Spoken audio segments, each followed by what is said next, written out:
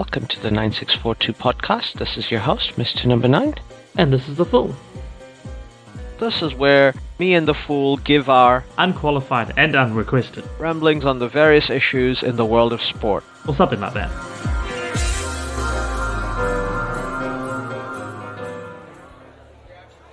Hello, everyone. We are about 20 days away from a World Cup. Not the one you're thinking about, or the other World Cup you might be thinking about, but the T20 World Cup.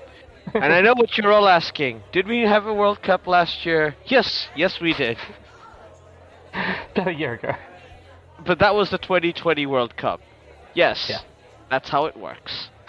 So, we have the T20 World Cup in Australia just a year after the tournament in the UAE, which was won by Australia.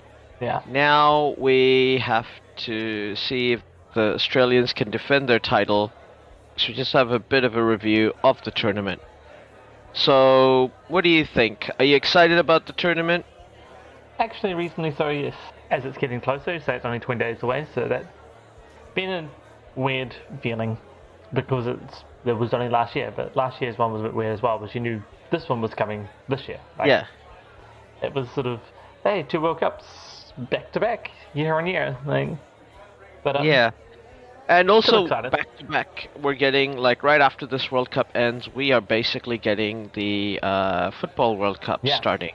Exactly. In fact, I think it's pretty much exact back to back. Like the final, this is the weekend before the Football World Cup Yeah, starts. I believe Yeah. so.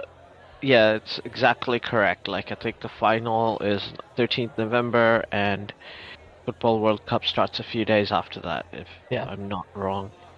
Pretty sure it starts that following weekend, the 20th. So it's gonna be hectic, Yeah. one way or the other. Yeah. But can't complain, getting full value for our Spark Sports annual subscription. Yeah. Sorry, not Spark Sports for me. I have switched Sure. over to the dark side. You have gone I dark side. and got the Sky Sport digital. Now I have unsubscribed from Spark Sports, but I might go back to them because I was only ever with them on a monthly. We'll get all the games, so fingers crossed. We'll see how it performs. I've not been impressed with Sky Sports so far. No. Why I didn't go back to the dark side, even though it had the football and the football. I was like, but it's... you can watch stuff elsewhere. Yeah, I justified it for basically the Football World Cup. Yeah. So once... I might get it for the month, for when that's on. Yeah, that's what I told my father as well. He could just get it for the month, and he was like, yeah, maybe it's like $40 or something like Yeah. that. Yeah. I mean, he's like, maybe I won't get up to watch the games. You and I will probably watch the games, so Some of them, yeah. Sure. potentially worth it for a month. But I don't think, given next year's not a World Cup year, if Sky does not ridiculously improve the quality of product, I don't know where I'm gonna watch Premiership football, but somehow I'm gonna watch Premiership football. It's not gonna be on Sky. Yeah. Let's just leave it at that. Oh, dear. But we are digressing from the cricket now. Mhm. Just like last year, there is a qualifying tournament for teams that are not in the group stage yet. Amongst those teams to qualify, we have Namibia, Scotland, Sri Lanka, Ireland, Netherlands, United Arab Emirates, and Zimbabwe. Ooh. So basically, there has been a seeding. These qualifiers, Namibia are seeded number 1 because they finished 9th in the previous World Cup. Yeah. Scotland seeded 2nd, Sri Lanka 3rd, West Indies 4th. So it's incredible for me to think, like, at one point the West Indies basically showed everybody how to play tournament Yeah. T20 and It win is World crazy, Cups. yeah. But they are very much in a rebuilding phase. This feels Yeah. like a tournament where the West Indies are going to try things. They are hosting the next T20 World Cup in 2024, I believe. All So right. I think that's more important for them. They want to get Yeah. their ducks in a row for that. There's also like a one-day World Cup next year, which may or may not be the last ever one-day World Cup. I hope it's not. I hope it's not either. 4 other teams have qualified through the global qualifier. So Ireland didn't even qualify for the finish high enough to qualify from the previous World Cup, so they had to go through a qualifying tournament, which they did go through. So did the Netherlands, the United Arab Emirates, and Zimbabwe. Now, there's some strong teams here for the lower things. The Group A is by no means an easy beat group. Like, I think Namibia are going to be a bit... Because Netherlands, I think, were quite unlucky not to qualify. They had a pretty good team, especially for T20s. Yeah. And they haven't played badly in the ODI Super League to qualify. They're not going to qualify for the World Cup next year. Don't get me wrong, but they played well enough. And then it has been said that there will be another World Cup after the next one, and and it's going to be a potentially a 14-team World Cup. Oh, okay. So, and they're going to make the qualifying tournaments more open. So yeah, watch the space, I guess. Yeah. So Namibia, Netherlands, Sri Lanka, United Arab Emirates. That's a very tough group. I think all their games are going to be played in Sardinia Oval in Geelong. Yeah. In my head, I was like, oh, it's good that they're bringing games out to the regions. Geelong's not even a region these days. They're like just inside Melbourne now, aren't they? Pretty much, yeah. Melbourne's so big. I don't know how many people in Geelong are going to care, given they've just won the AFL Grand Finals, so congrats to them. Yeah, congrats to them. But yeah, I look at this group. I think Sri Lanka are a team that's trending upwards. They're performing pretty well. I believe Sri Lanka will top this group. But I think Namibia will follow them to the qualifier, to the group stage. Seems likely, I think. At least those two in some order. I think, Netherlands will probably do well, but I think you're right. Sri Lanka should have enough, and Namibia should also do well enough to make their way through. Next group is actually quite competitive. Ireland, Scotland, West Indies, Zimbabwe, 3 test-playing sides. This is one of the other reasons why I think Sri Lanka have a pretty reasonably easy, other than Namibia, who I think rate as a team, and Netherlands are reasonably good as well, but I don't think the UAE is going to be that competitive. This is basically their World Cup, managing to qualify, get to this stage. Yeah, exactly. Like, I think the Netherlands team, they're close. This golden generation of the Netherlands, they're just about peaking, so it's between the two, but I still think Namibia's going to get ahead of them. Yeah. Just because they have the wrist spin and the left arm bowlers. Yeah. Which is like, the cheat code of T20. Yeah, exactly. And in the other group, I think Ireland and T20 are rather poor. They have been focusing on red ball cricket, trying to get more test matches and play more first-class games. Yeah. I think Scotland are focused on white ball cricket. They kind of see it as a way to get funding into the team. I'm going to make my bold announcement. I think West Indies is going to win this group. Surprise, surprise. Surprise, surprise. Still a good team, still lots of good players. Sunil Narine has said he may not play, but Kieran Pollard might be available, and Andre Russell will probably be available. So that's a pretty good team. Yeah. And then we've got Zimbabwe, who also have a pretty good team. Hassan Raza, very good players. And that team, I think Scotland's gonna beat all the other test sides other than the West Indies and come second. So West Indies first, Scotland second for me. Yeah, that's a good thing. I think it's going to come down between Ireland and Scotland. It's going to be interesting, as you say. Scotland have focused for the second one. West Indies first, and then I think it might be Zimbabwe, Scotland. That's going to be the game. I just feel like... Sorry, not West Indies. Beg your pardon. I think Zimbabwe, Scotland will fight over second. Yeah. Not Ireland. I think Ireland's going to easily finish bottom of this qualifier. Yes. I just feel that Irish cricket's in a bit of a... I know they're focused on red ball more, but it is...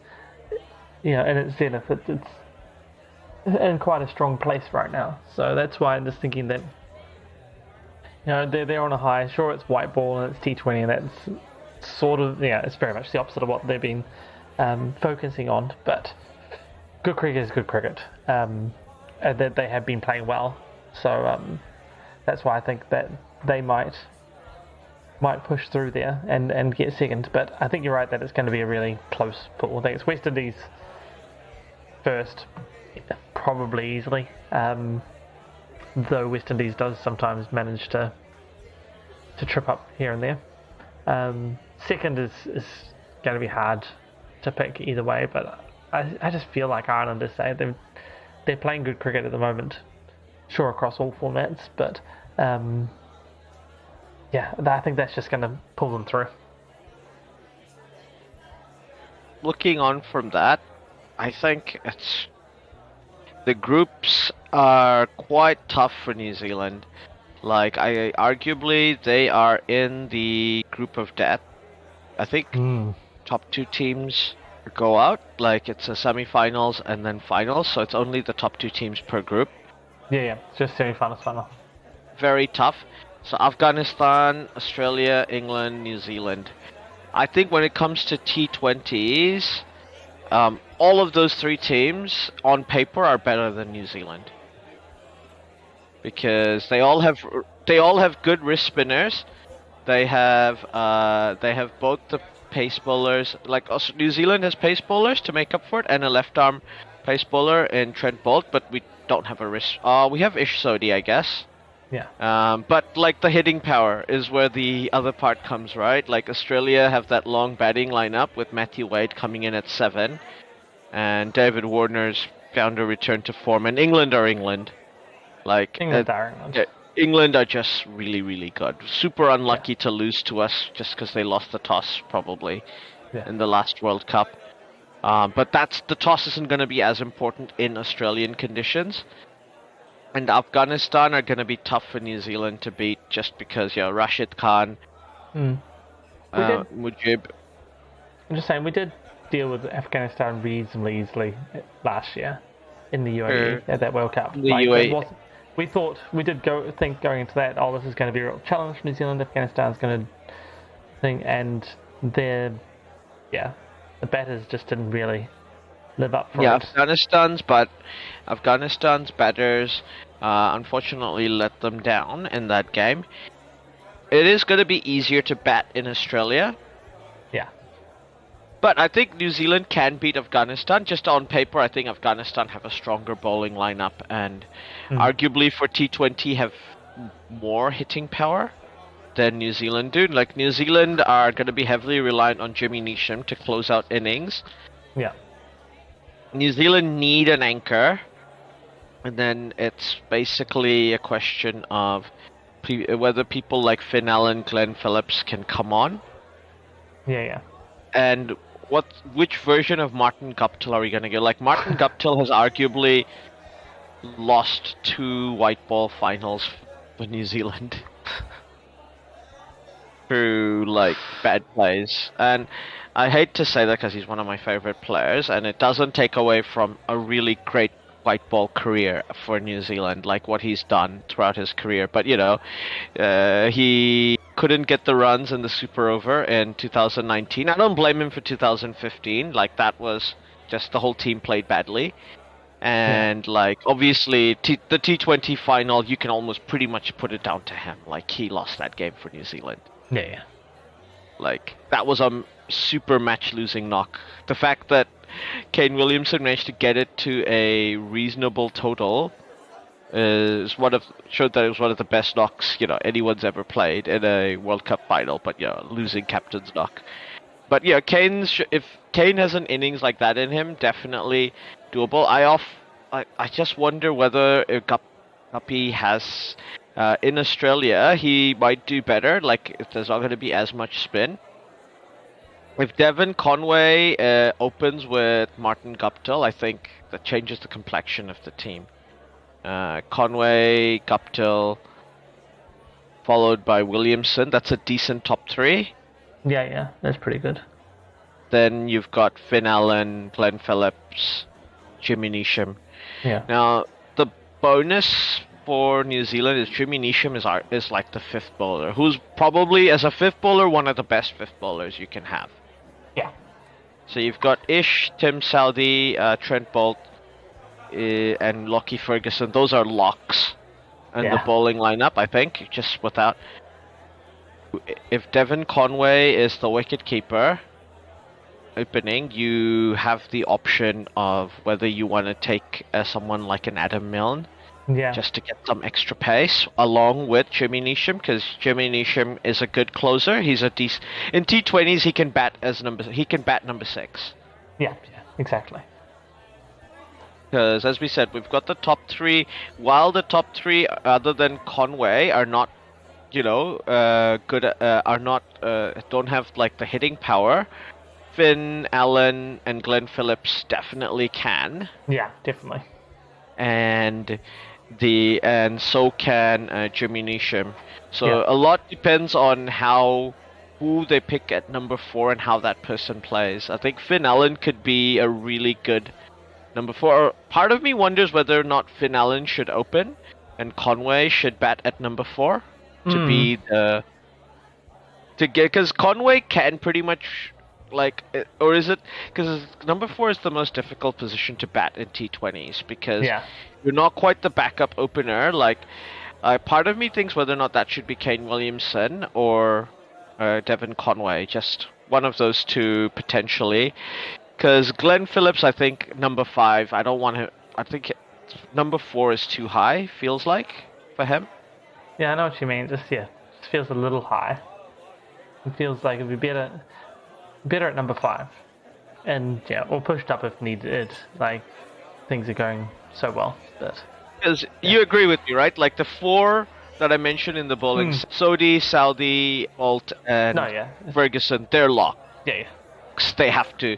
Ferguson has to open, and Boult and close, and Boult has to open and close. Those are your, first 4 overs, last 4 overs there, and Ish Sodhi with Tim Southee in the middle. We're out, and it's a question of whether Jimmy Neesham can be there with a couple of overs, and whether we get some overs out of Glenn Phillips, a couple of overs here and there. I don't know if whether we want an Adam Milne to be another frontline bowler, or we want someone like a Michael Bracewell, right arm off spin. That could be good as well. Mitchell Santner. Also Santner. That's another option in there as well. So, I think that's good. I think you're right. You got your lock for 4 bowlers. You got most of your batting lineup. So you've got a few spots, 1 or 2 spots that you can flex around, which means that you can adapt for the opposition, for the pitch and everything. So, and what you're trying to get out of it. So, but I think you're right that there's a few there that can fit in depending, say, you want another strike bowler in Milne, or if you're looking at something, one of the spinners, say, Bracewell, Santner. Yeah, and Santner could be quite useful as a left-arm spinner, just because looking at Australia, other than Matthew Wade and David Warner at the top of the orders, there's not too many left. There's only those two as left-handers. For England, there's potentially Moeen Ali, Sam Curran, and because Josh Butler is injured for the rest of the year, unfortunately. Sorry, not Josh Butler. Johnny Bairstow is injured for the rest of the year, unfortunately. But Josh Butler, everyone else, most of their quote-unquote gun attacking players are right-handed, so left arm spinner is not a bad option, especially in Australia. New Zealand, I like the team, but then again, like I said, it's very difficult for me to back New Zealand. Like, they don't have a player like like I said, Josh Butler, and Alex Hales, who just comes out and like absolutely destroys teams. Liam Livingstone, like they're regular IPL players who just that's been New Zealand for the last few years, right? It hasn't been really any individual star that just they're going to destroy the team, but collectively they've put that work into collectively, right, and done it together. Like, I think with Ish Sodi, Jimmy, Nisham, they're play around enough in the circuit that they're like, yeah, just under the IPL level players, you know, and you've got players like, obviously Kane and Trent Bolt are like IPL regulars, and yeah, Saudi's probably in that level as well, like that just below, and Lockie Ferguson is obviously an IPL player, so you know.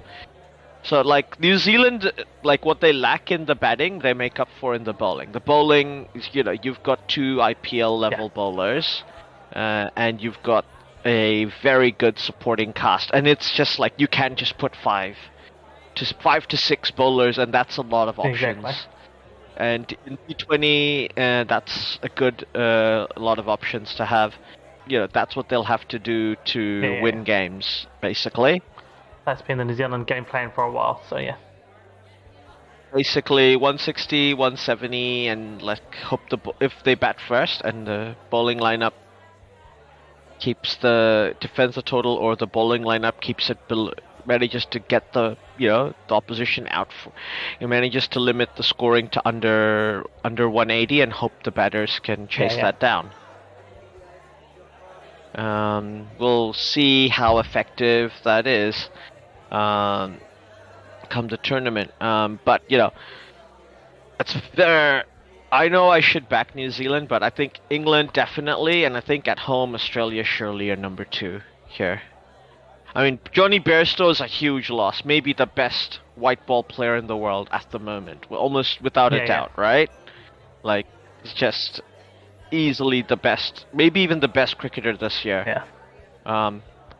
Without a doubt. But you know, the team are so stacked. England are the one team that can lose a player that good and be like, okay, we're so stacked. No. Right? Like, that's just how good they are. I'm going to be patriotic. Do you reckon they're going to edge Australia out of the group game? I think they I'm just going to say, though I can't see Australia not winning the group at home. So, yeah, New Zealand edging England out of the second spot. So Australia first because they're at home and they're defending, and one place you don't want to have Australians is at home where they're defending something because they're already the best at it. And so they're a year out of being, hey, we're the best at T20 and we're at home, so they're just going to absolutely slaughter everybody. That being said, the one time Australia defended a World Cup at home was the '92 World Cup, and they didn't make it out of the group stage. You do make a good point on that one, but... And New Zealand beat them in their first game in that World Cup, and Australia played their first game against New Zealand. I'm just... yeah. merely stating facts, and that's all. I mean, I would love it to be a repeat, and that it was New Zealand and England going out, but of the group and into the semi-finals. But yeah, I'm. It could come down to net run rate. To be fair, it could come down to that. I'll almost guarantee it. It's a tough enough. It's a tough enough group that could come down to net run rate. But Australia playing New Zealand in the Sydney cricket ground, that's a tough ask. And then they play New Zealand, and then New Zealand play England on the 1st of November at the Gabba. That's, once again, really tough ask. So those are the key games. Obviously, New Zealand play Afghanistan in Melbourne. Afghanistan will have played England by then, so a lot will be riding on how that game is. If Afghanistan gets an upset win against England, they're going to be confident against New Zealand and Melbourne cricket ground. And big ground, Melbourne, so those spinners definitely come into play against New Zealand. Like, if you're Afghanistan and New Zealand pop out with Martin Guptill opening with anyone for this at this point of the tournament, do you just put the ball in Rashid Khan's hands and go, yep, they've given us a free top order wicket, let's just take it? Yeah, I mean, that will be the challenge, right? And that will be an interesting battle if that occurs, but it could be crazy.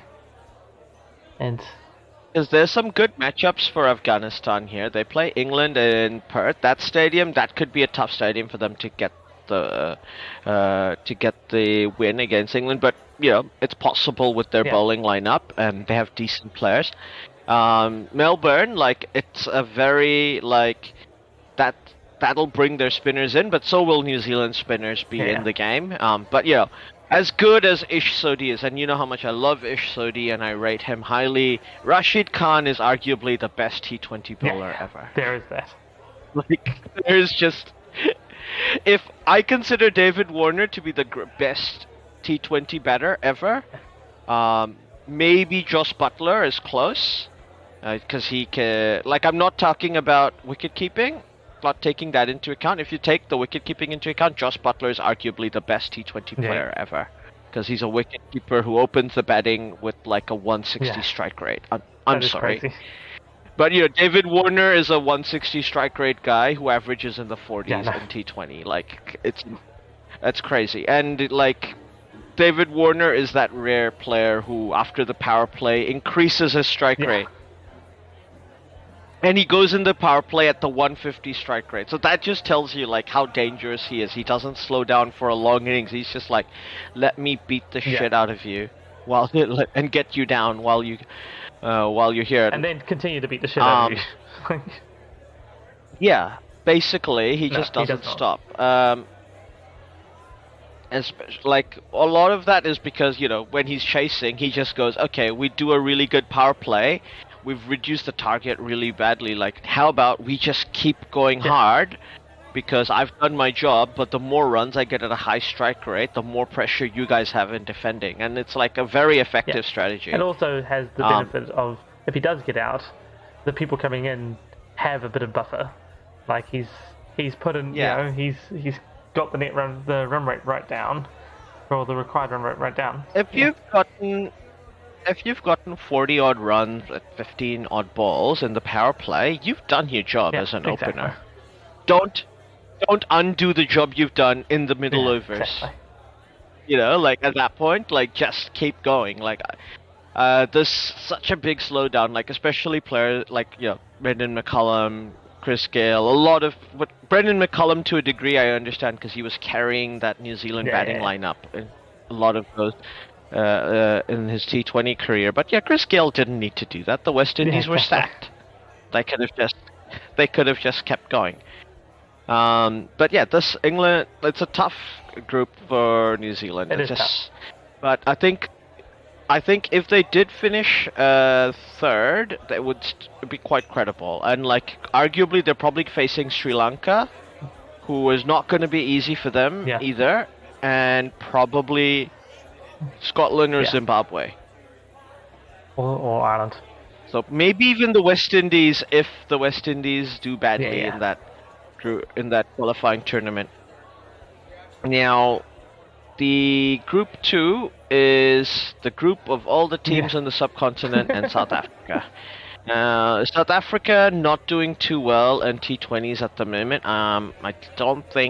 I don't expect them to continue doing well. Does this group also just require Sri Lanka to come second in their group, just to make it all the subcontinent? Afghanistan are not in here. They're disappointed then. Swap South Africa and Afghanistan. Yeah. So Bangladesh, India, Pakistan, South Africa. Now, Pakistan are basically the Asian version of New Zealand with, basically the batting lineup, bat slow, give you the guaranteed total rather than go aggressive to try and get a big total. And they go and their bowlers defend it. Downside for them, they have a few injuries in that bowling lineup. But as long as Shan Masood is playing and Haris Rauf, they're gonna be in with a chance. And Shaheen Afridi, of course, really good, really good fast bowling lineup.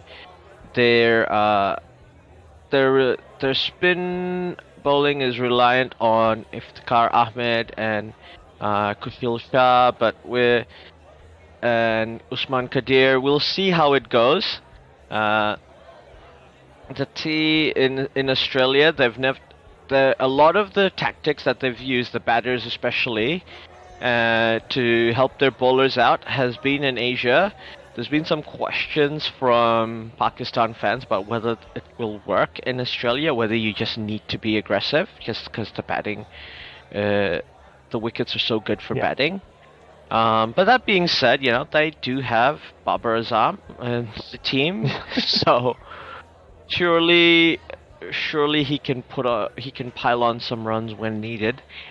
Shadab Khan as well, Mohammad Rizwan, who's also gonna wicket keep. Like, they've got a very strong, balanced team.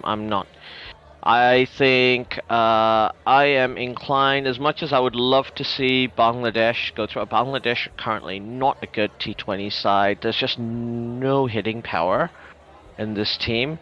And without that and they don't have the bowling lineup to do what New Zealand and Pakistan do. Like, sure, Mustafiz Rahman is a genius. Like, he's a unicorn amongst unicorns. But he's basically a spin bowler who bowls at 120 to 130, left-handed. But once the teams know that if they see him out, it's very tough for Bangladesh to get other wickets. I mean, they do have reasonable other white ball bowlers in the team, like Taskin Ahmed, and Ibadat Hussain, who obviously got a 6-for against New Zealand when they came to tour earlier in the year. But the bowling lineup is still not good enough, I think, to defend the totals. Like, they're so reliant on Shakib Al Hassan to get a good total in this team. Liton Dash, obviously good player, I think, and if Nurul Hassan is wicket keeping, then he's unfortunately, if Nurul Hassan is wicket keeping, Liton Dash is a bit of a liability on the field. So we shall see how this team plans out. Like, I think they'll probably finish below South Africa. South Africa come third in this team. Like, I don't see whoever qualifies from the other tournaments, which is likely to be A2 is likely to be Netherlands or Namibia, and B1 is West Indies or Scotland or Zimbabwe, in my opinion. None of those teams, I think, can really outmatch Pakistan. And the reason why I'm not mentioning India is, of course, India's gonna finish top of this group, okay? Like, do we even need to explain why we think that's this? That's just a given. Like, this is India's group. Like, everybody else is playing for the second spot. Yeah, so Rohit Sharma, KL Rahul, Virat Kohli, Dinesh Karthik. You've got 4 incredible players. Like, but the thing is, does Virat Kohli start in this team? That's been the question they've been asking, because Rohit Sharma and KL Rahul have slowed down in their strike rates. They're gonna if they open, you maybe want a number 3 who is gonna start hitting the ball. But and Rishabh Pant, for whatever reason, in T20s bats very slowly compared to what we might think he would do. Exactly. Deepak Huda is in the team, who can also bat second, but like Dinesh Karthik's their closer, incredible player, in my opinion. Arguably the key man in this team. If India win the World Cup, it'll be because Dinesh Karthik has had a big tournament, in my opinion. Then Jasprit Bumrah. That's the thing. This is the bowling lineup: Jasprit Bumrah, Akshar Patel, Ravichandran Ashwin. Look, this is the team that Jadeja wasn't good enough to get into. That's all I need to say. Exactly. And he's not even in the standby. No. Like, that's how good India's bowling lineup is. Like, Yuzvendra Chahal will play. as he's the leg spinner. Obviously, Ravichandran Ashwin is the lefty killer of all lefty killers. Exactly. You just don't put a left-handed batsman in the lineup if he's there. Then you've got Jasprit Bumrah, Bhuveshwar Kumar is back in form. Like, there's just so many good things about this team. Hardik Pandya, who can close the games as well. Deepak Huda can bowl some off spin and close games. Like, other than maybe a bit of hitting power issues, but the thing is, you can expect Rohit Sharma to come out of nowhere and start hitting the ball. And same with Virat Kohli, right? Like, they're not... Virat Kohli at one point looked like the best ever T20 batter.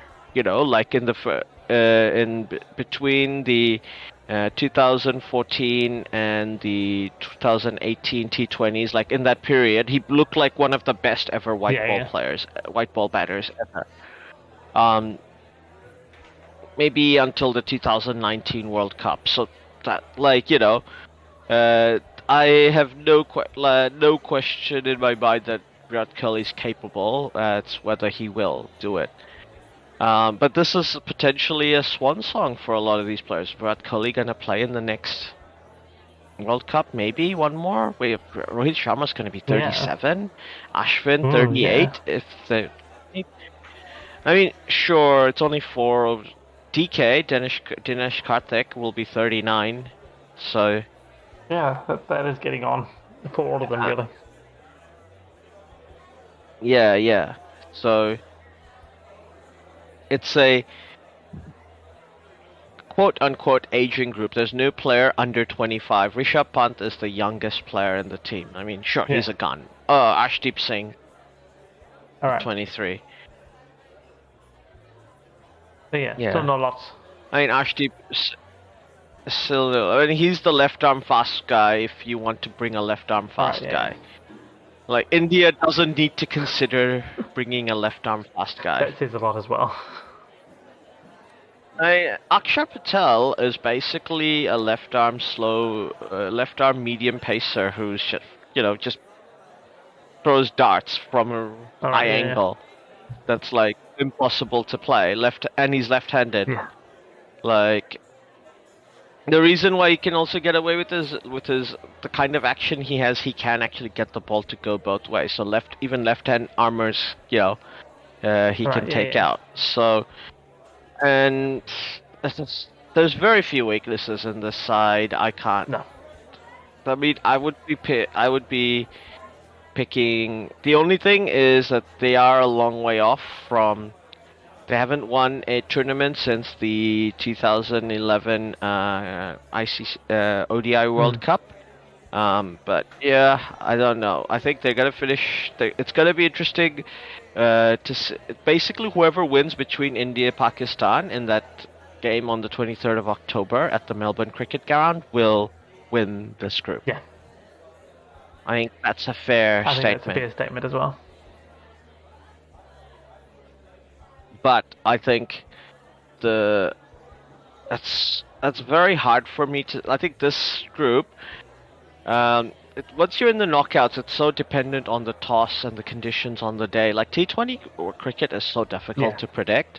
If it was all going on form, India-England World Cup final is what we should be expecting on the 13th of November. And it'll be a gun game. Both sides will hit the ball hard, have incredible bowlers, Yeah, exactly.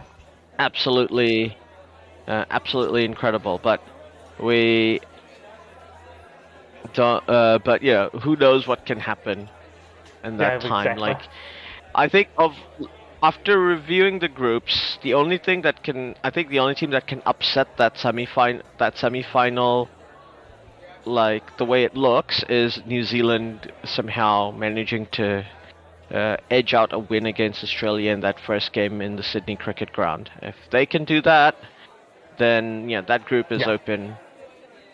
Like, Australia do have some weaknesses in their side that can be exploited. Australia don't have a perfect team. Like, England arguably have a perfect team, so you have to be perfect to beat England. You have to be perfect to beat India. You don't have to be perfect to beat Australia, Afghanistan, or New Zealand. Exactly. No, I agree with that statement. Like, Australia have a fifth bowler weakness because they usually go with the long batting lineup, and if Matthew Wade is batting number 7, then Australia basically have Hazelwood, Stark, Cummins, and probably either Ashton Agar or Adam Zampa, probably Zampa. And there you go, your 4 bowlers, and they have to get like 4 overs somewhere in the middle overs. So if New Zealand, the openers, don't get out and manage to get a decent-ish total in the power play, like I'm talking maybe 40, 50 runs without losing only 1 wicket, like there are middle overs there that they can cash in, especially someone like Devon Conway or Finn Allen if he were to open. I'm almost wondering if I've convinced myself to it. Like, New Zealand should just open with Finn Allen and Devon Conway and have Kane Williamson bat number 3. Yeah, and Guppy doesn't play, or Guppy's 4? Guppy maybe have to be 4. Or I like the idea of Conway being a 4. Yeah. I think if you lose a wicket in the first over, you bring in first 2 overs, you bring in Kane Williamson. If you lose a wicket in the 3rd or 4th over, you bring in Devon Conway. Yeah. That's how I would do it. If you're not going to open with Conway, if you're opening Guppy Guppy and Allen, that's how I would do it. That makes some sense. Yeah. But I agree with you that Conway feels the more natural 4 than anything else. Though at the same time, I like him opening as well. So I love him opening. But is there another 4 in that squad? Who else could bat 4 in New Zealand? Like, I think it's too low for Williamson because he needs to be that backup anchor if we lose an early wicket. Mark Chapman could bat number 4. I think otherwise, though, you're right. That's a bit too low for Williamson, but he's the only other one. It's too high for Phillips. It's too high for Phillips. Definitely too high for Phillips. But I look at it and go, if it's not Conway, it probably has to be Williamson. But the same thing, like you just have a float, maybe you put Williamson as number 3, and then I don't know, whoever. I think potentially number 4 is too high for Michael Bracewell as well. Oh, Daryl Mitchell, of course. Daryl Mitchell should open with Finn Allen. There you go. Okay. Done. We've fixed it. Daryl Mitchell will open with, and he's a bowler too. Daryl Mitchell will open with Finn Allen, Kane Williamson number 3, Devon Conway number 4, but floater with that order. Like, Conway can come in number 3 depending on when the wickets are lost, and like if they don't lose a wicket after in the power play at all, and it's like in the 5th or 6th over, definitely Devon Conway should be the next guy in. In my opinion, because he starts quicker and like can put on more runs later on than Kane. And at that point, I think Kane's almost like, yep, I'm not coming in unless we need to hit out at the end, because he can do that. Because he doesn't need to worry about staying in and just hitting out. He can do that, but he can just let the hitters take over at that point. I know. I like Kane coming in anyway, just because he crafts the innings better. Like, he makes sure that the. But would you rather have Kane Williamson need that 5 to 10 balls to get into it? And then and not have enough balls left because it's at the 5th or 6th over, as opposed to the first 2 or 3, versus Devon Conway, who will start right off the bat and like actually get a higher strike rate at the end. If he stays. To me, it's the balance between. I guess it's who's at the other end, and how. The one thing Williams does very well is rotate the strike. Right, as I say, it's managing the entire innings. as opposed to his individual innings or his strike rate. It's There is a question of whether we just open with Conway and Daryl Mitchell, the World Cup opening, left hand, right hand, which is obviously a good combo, and not mess with that. And then we've got Kane and Finn. After that, Finn Allen, but I feel like, do you want to waste? Finn Allen is the most explosive batter in the squad team, by far. Yes. You sort of do want him to go and like almost hit the top and just hit out. And we have no need for him to be a closer, because Jimmy Neesham, Mitchell Santner, Ish Sodhi, Tim Southee are all very capable lower down the order. Lockie Ferguson even. And Glenn Phillips as well, if he stays out, batting number 5, if he's down, if he's there at the death, he's also a capable closer. So we've got the close is done, and if Michael Bracewell plays, also very capable closer. So we've got those guys, but Finn Allen is the most... Nobody can explode at the start like Finn Allen. And if you're opening with Finn Allen, you just go... Daryl Mitchell just does everything we need him to do in the team. Finn Allen opens with Devon Conway, Daryl Mitchell number 4. With Kane Williamson. That's the solution, isn't it? Like, that just happens. That just has to be how it is. Because I don't know if New Zealand will do that. But like I said, I think one of because it's a stronger batting surface, better batting surfaces in Australia, I would be loath to waste the potential of someone like Finn Allen. Like he can do the things in this team that the others can't. Like as a batter. Yeah, you make good points. And if he and Conway can get the team to a decent start, even if he gets out early, like if he consistently gets 30 off 10 throughout the tournament, that's all you need to get Conway started, right? 30 off 10 means he's out in the power play. Kane Williamson comes in, that's fine. Where because Daryl Mitchell can do the 4 at that point. And he's also another bowler. And Glenn Phillips 5, Jimmy Neesham 6.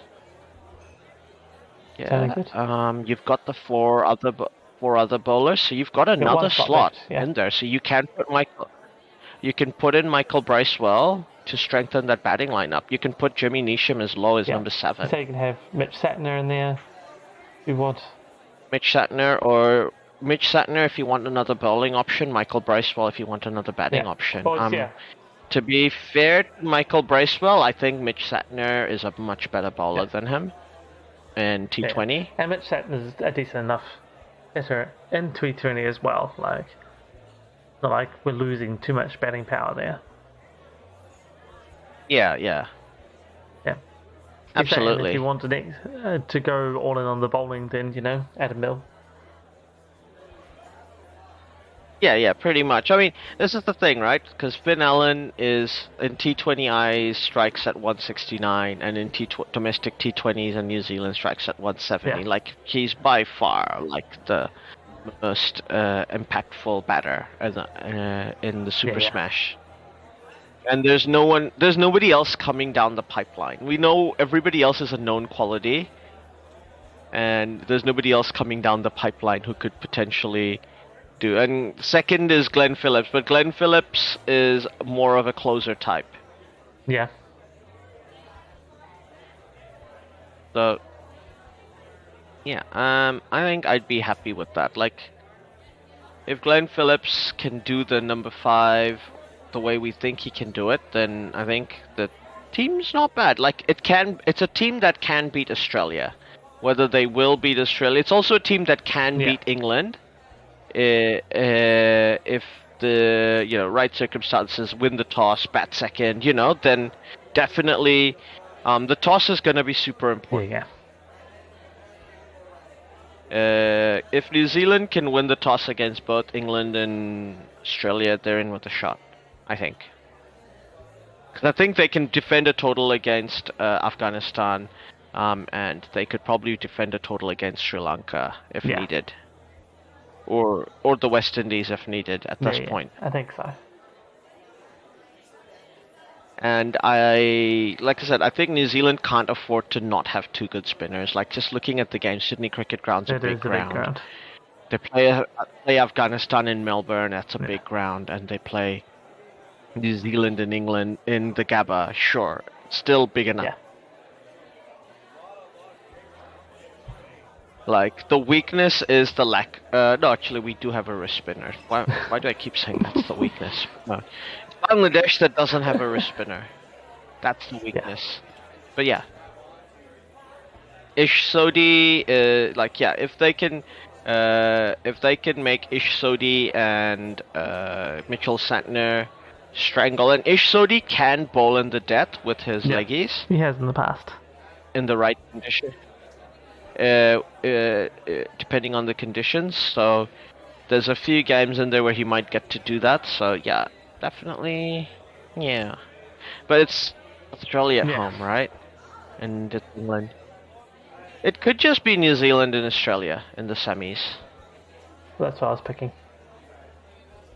But do you think Baz is going to lose to New Zealand? Good point. Oh wait, no, it's not Baz. It's Matthew Mott. Yeah. So yeah, no, it'll be interesting to see. Yeah. I mean, it does. They do have to face Ben Stokes, the revenge game. The revenge for the revenge. Yeah. But yeah, I think that's all we have time for. But yeah, look forward to this tournament. I'm getting really excited about it. Even though I don't think either of my teams will make it to the semis. Still exciting. I'd still be happy to watch good players play. So yeah. No matter what, it's going to be good cricket, I think. Absolutely. But yeah, hopefully we'll look forward to hearing from you all next time. Catch you next time.